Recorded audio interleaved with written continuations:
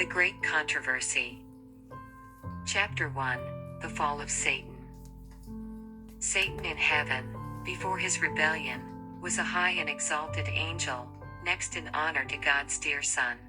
His countenance, like those of the other angels, was mild and expressive of happiness.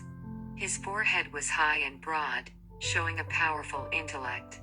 His form was perfect, his bearing noble and majestic. A special light beamed in his countenance, and shone around him brighter and more beautiful than around the other angels. Yet Jesus, God's dear Son, had the preeminence over all the angelic host. He was one with the Father before the angels were created. Satan was envious of Christ, and gradually assumed command which devolved on Christ alone. The great Creator assembled the heavenly host, that he might in the presence of all the angels confer special honor upon his Son. The Son was seated on the throne with the Father, and the heavenly throng of holy angels was gathered around them. The Father then made known that it was ordained by himself that Christ, his Son, should be equal with himself, so that wherever was the presence of his Son, it was as his own presence. The word of the Son was to be obeyed as readily as the word of the Father. His Son he had invested with authority to command the heavenly host. Especially was his Son to work in union with himself in the anticipated creation of the earth and every living thing that should exist upon the earth. His Son would carry out his will and his purposes, but would do nothing of himself alone. The Father's will would be fulfilled in him.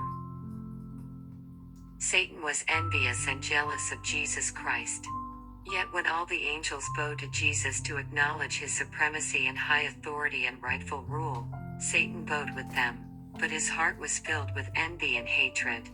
Christ had been taken into the special counsel of God in regard to his plans, while Satan was unacquainted with them. He did not understand, neither was he permitted to know, the purposes of God. But Christ was acknowledged sovereign of heaven, his power and authority to be the same as that of God himself. Satan thought that he was himself a favorite in heaven among the angels. He had been highly exalted, but this did not call forth from him gratitude and praise to his Creator. He aspired to the height of God himself. He gloried in his loftiness. He knew that he was honored by the angels. He had a special mission to execute. He had been near the great Creator, and the ceaseless beams of glorious light enshrouding the eternal God had shone especially upon him. Satan thought how angels had obeyed his command with pleasurable alacrity. Were not his garments light and beautiful? Why should Christ thus be honored before himself?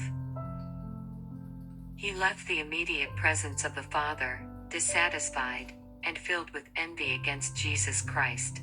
Concealing his real purposes, he assembled the angelic host. He introduced his subject, which was himself. As one aggrieved, he related the preference God had given Jesus to the neglect of himself.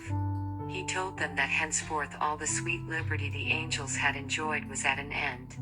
For had not a ruler been appointed over them, to whom they from henceforth must yield servile honor? He stated to them that he had called them together to assure them that he no longer would submit to this invasion of his rights and theirs, that never would he again bow down to Christ, that he would take the honor upon himself which should have been conferred upon him, and would be the commander of all who would submit to follow him and obey his voice. There was contention among the angels. Satan and his sympathizers were striving to reform the government of God. They were discontented and unhappy because they could not look into his unsearchable wisdom and ascertain his purposes in exalting his Son Jesus, and endowing him with such unlimited power and command. They rebelled against the authority of the Son. Angels that were loyal and true sought to reconcile this mighty, rebellious angel to the will of his Creator. They justified the act of God in conferring honor upon Jesus Christ, and with forcible reasoning sought to convince Satan that no less honor was his now than before the Father had proclaimed the honor which he had conferred upon his Son.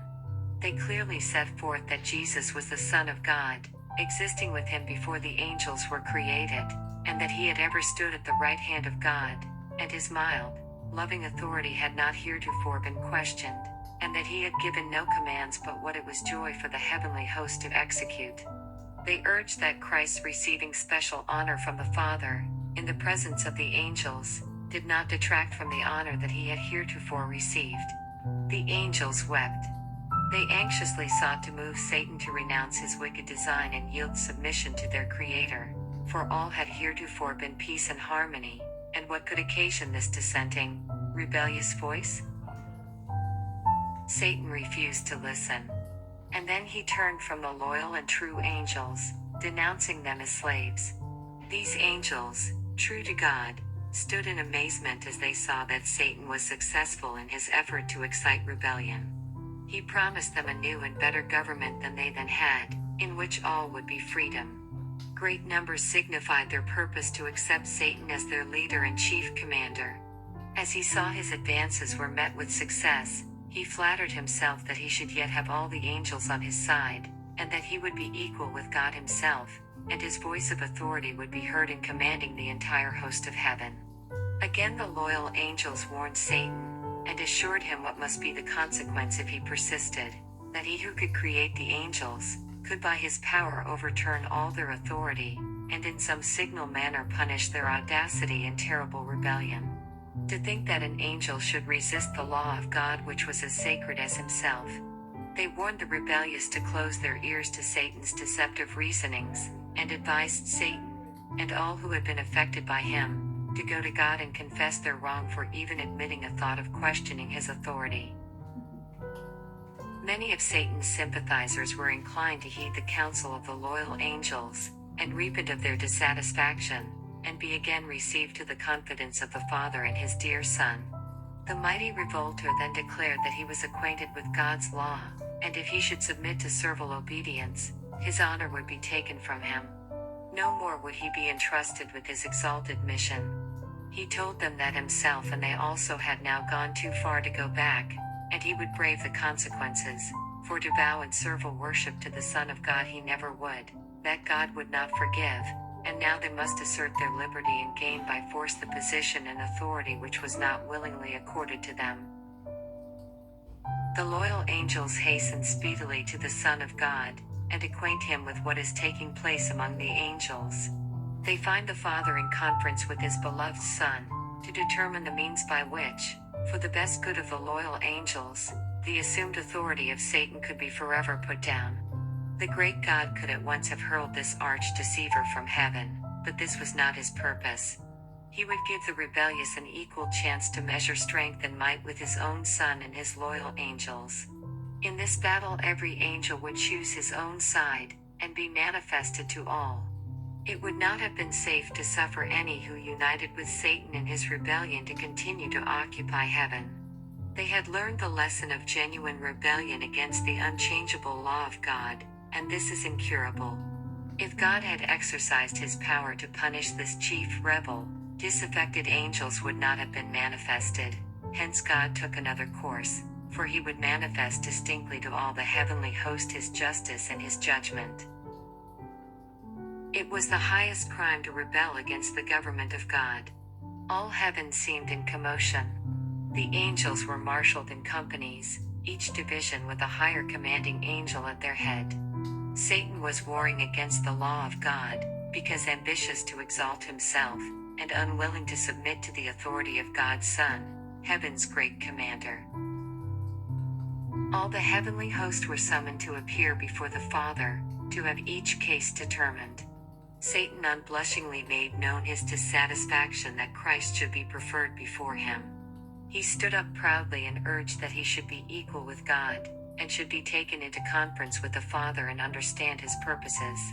God informed Satan that to his Son alone he would reveal his secret purposes, and he required all the family in heaven, even Satan, to yield him implicit, unquestioned obedience, but that he, Satan, had proved himself unworthy a place in heaven. Then Satan exultingly pointed to his sympathizers, comprising nearly 1/2 of all the angels, and exclaimed, "These are with me. Will you expel these also, and make such a void in heaven?" He then declared that he was prepared to resist the authority of Christ, and to defend his place in heaven by force of might, strength against strength. Good angels wept to hear the words of Satan, and his exulting boasts. God declared that the rebellious should remain in heaven no longer. Their high and happy state had been held upon condition of obedience to the law which God had given to govern the high order of intelligences. But no provision had been made to save those who should venture to transgress his law. Satan grew bold in his rebellion, and expressed his contempt of the Creator's law. This Satan could not bear. He claimed that angels needed no law, but should be left free to follow their own will, which would ever guide them right, that law was a restriction of their liberty, and that to abolish law was one great object of his standing as he did. The condition of the angels he thought needed improvement.